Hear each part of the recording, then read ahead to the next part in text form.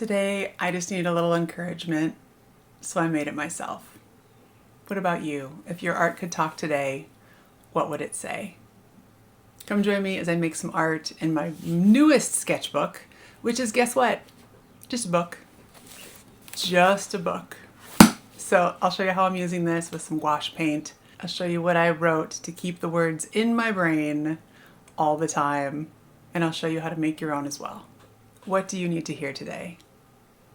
Let's put it in some paper, keep it in front of your face, and let it encourage you.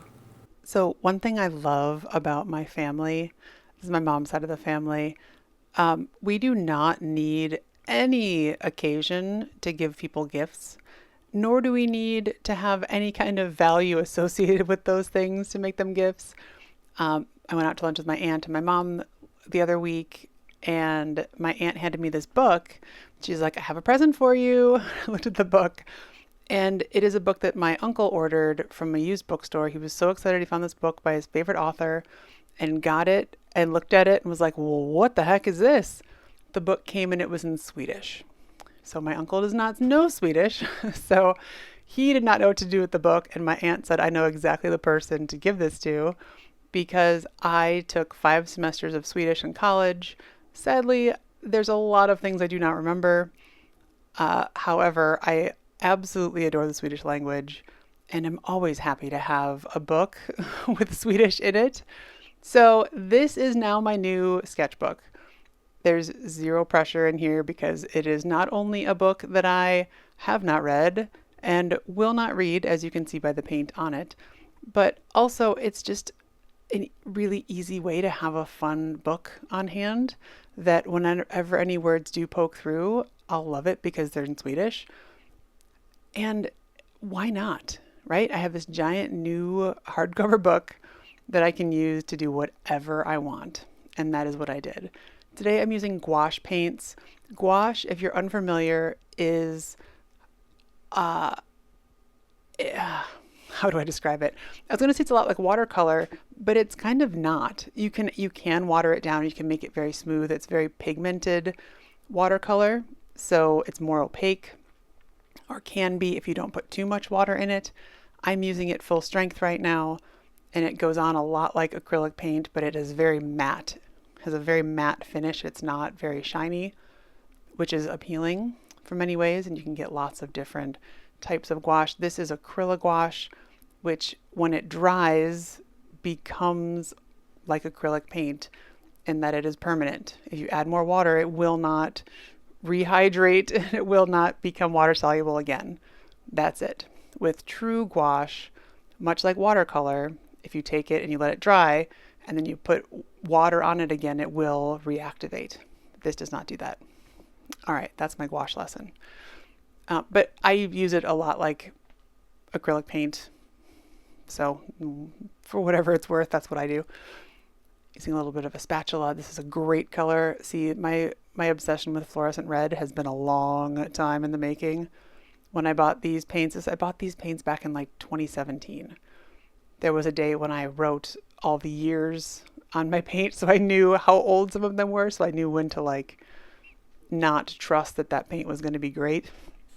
But these are still great from 2017, so viva la gouache. I am making myself an opaque, well, it's kind of opaque too, an abstract background. I'm really just playing. I wasn't really sure what I wanted to do. Shocker to most of you, I'm sure. And I just wanted to remind myself how it feels to work with gouache. I really love that. I found my spatula finally. I don't know how I lost it. It is very large, but you saw me apply that fluorescent red paint with it. And I love using it. This is like the Jackie version of making an aged book. So making it look a little bit antique-y, but instead of it being browns and sepia tones, it is fluorescent red, gray, light green, and peach. I don't know what to tell you. It's just what I do. I needed to keep some words in front of my face. and the words I need to keep in front of my face are appearing now. Sometimes I really need to have something concrete and literally in front of my eyes to remind me, because my brain is very fickle, and I will remember it and think, I need to remember that. And the next thought I will have will push that completely out of my mind, and I will lose it, and I will literally forget the thing that is so easy to not forget. I can forget it. But much like all of my ADHD qualities that annoy me and my husband, the flip side of them is amazingly wonderful. One of the things I love about my brain, despite the fact that I forget things a lot, is that my brain is constantly coming up with new ideas. So as fast as my brain comes up with new ideas, it can't possibly have room for every single thought to stay in the forefront of my brain while all the new ideas are coming. So I'm kind to myself most of the time, and I remind myself to be kind, because all of our worst qualities, often there's some positive spin on it. And to the counterpoint, all of our best qualities, there can be a negative spin as well. So, whatever it is that you're beating yourself up about today, please take a step back. Think about what could be great about this quality that you have. If you're always late, is it because you're willing to take a call from your friend who's in need, even if you have other things planned? If you are having a hard time paying attention to something that you're studying or learning at work, and you're frustrated with yourself, is it just that it takes you a while to learn things, and then once you've learned them, you've really, really learned them? Or is it a good reminder to you that whatever you're working on right now isn't what you're meant and born to be doing, and you're working on finding out what that thing is? There's always something. I truly believe there's messages that that we may choose to ignore because they're inconvenient. I'm guilty of that. But there's reasons for all of these things. And I'm going to go back off of my soapbox and stick to the fact that if there's something that you need to hear today, a reminder that you need to do, a reminder that you can do hard things because you can. You have. Someone said once, like, you've survived every single horrible thing that's ever happened to you until today. You've kept going. So you've already overcome so much. Keep going. Today, I needed something fun to do just to get me back on the horse. How's that? And using this book, and this is my very first thing I've done in this book, was enough to make it seem new and fun again. That gave me a very easy entry point into creating something when I didn't have a ton of time, but I wanted to make something, and I didn't want any pressure for it to have to be something amazing and frameable, etc. Because this is just a book of old pages. This is not I'm going to frame this and sell it type of medium or type of substrate. This is just for me. It's just a play. It's a junk journal. It is, but it's not junk. This is my precious art here, guys. But a junk journal in the sense of it does not have to be anything majestic. This is just play, exploration. I wrote down the words in pencil so that I knew about where I wanted to be. And I'm just painting all of the things that aren't the words. That's it. My mom called. I talked to my mom for a minute. Didn't realize the phone was in the camera space, but there you go. I highly recommend, if there's a message that you want yourself to remember, especially if you have a very busy brain like I do, that likes to think about all the things at once. You don't have to write it in a sketchbook. You don't have to take the time to paint it. You certainly can, and I would encourage you to if you do have the time. But write it somewhere. Write it in the front of your planner. If you're a person who can handle a planner, I am not one of those people. Write it in your journal. Write it on a Post-it note and put it on your steering wheel of your car. Write it on a Post-it and put it on your fridge. Put it someplace you're going to see it again and again and again. And if you're like me, where if you see it 3 times, you start to not see it anymore, move it around the house. Put it on your window over your sink. So when you're washing dishes, you'll see that message. Put it in a Ziploc bag. Put it, stick it to your shower wall so that you can see it when you're showering. Nothing else to do in there, right? Might as well look at something positive. Just little reminders that you are good enough, you are rocking, you are showing up. And a reminder to me to keep showing up, right? Don't show up once and then go away.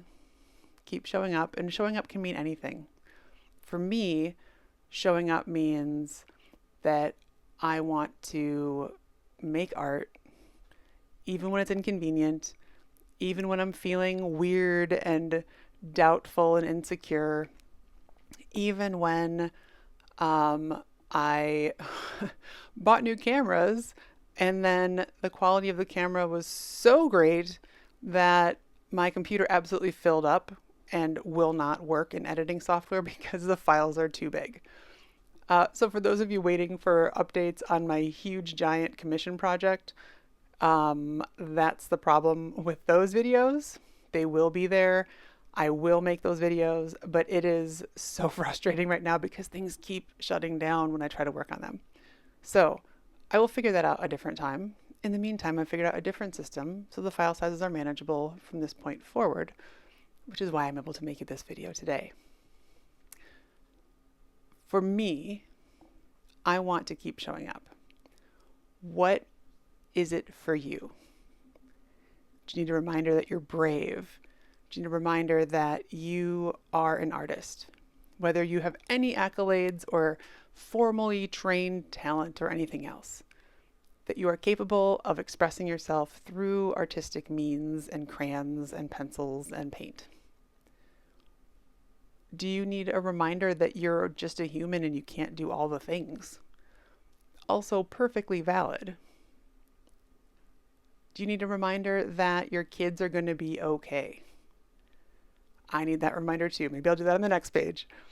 And that you're going to be okay. Whatever it is, you deserve to hear the good things, even if you forget about it. So doing something like this, where you write it down, put it somewhere you can see it, you'll come across it. I hope it will help you believe that and really internalize that message. And if it's something that you're trying to improve on, that you will also be reminded of that to kind of keep you focused in that direction. And if you're like, Jackie, this is great, blah, blah, blah, I can write down words, I get it. But I want to figure out how to show up and do art and make something, and I'm having trouble getting started. So I would say to you, 1, this is a great way to get started. Find something that's meaningful to you. Use some paint, push it around the paper, and then make some words like this. Totally a valid way to start. If you're looking for general ways to start paintings, drawings, crayon drawings, anything, I have a new free guide that is just 20 first marks to jumpstart your creativity. It is simply that. It is 20 different types of marks that you can use as starting points for your next art project. So you can click on the link in the upper right hand corner. You can go in the description, check it out. It's totally free. I will send it to you instantly.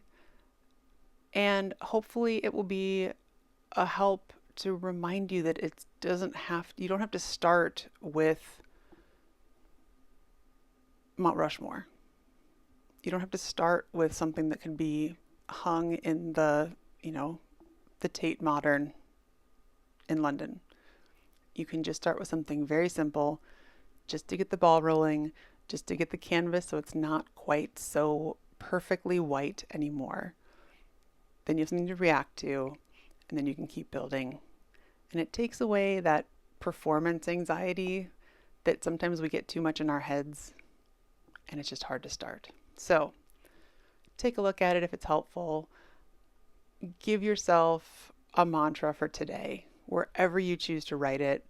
I would encourage you to think about, if you were your own best friend, and hopefully you are, what would you tell yourself today to encourage you, to cheer you up, to remind you that you are enough exactly as you are?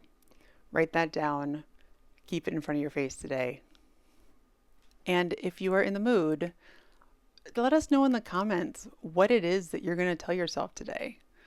What are you going to tell yourself? What are you going to tell your best friend? What do you need to hear to spur you on today? Write it in the comments so that people who aren't sure what they need to hear might happen upon it, and they will be able to take your words that describe what they need. What a gift you can give to someone. So let's all encourage each other in the comments. Have a wonderful day. I'll talk to you soon.